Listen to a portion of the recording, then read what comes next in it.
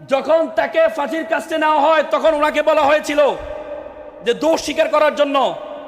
তিনি বলেছেন আমি কোনো ভুল করি নাই, আমি কোনো ভুল করি নাই, আমি কার কাছে দোষ স্বীকার করব? আমি ভুল করি নাই, আমি কারো কাছে দোষ স্বীকার করব না।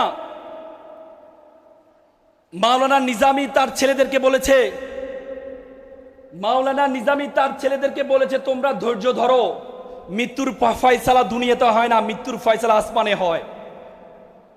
সেই মাওলানা মতিউর রহমান নিজামী এ দেশকে সুন্দর করার জন্য তার তাজা রক্তটুকু বিলীন করেছে।